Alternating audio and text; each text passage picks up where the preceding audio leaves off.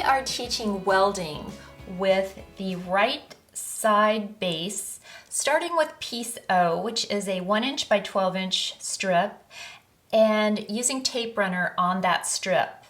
Then to weld the pieces, you are going to take piece X, which is your Aqua cardstock, and then you're going to place that right in the center of that O strip so that it holds.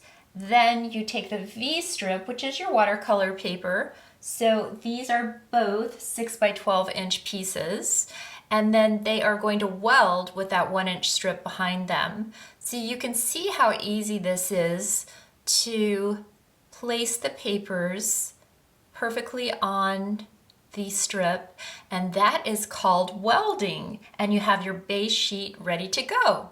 Great job.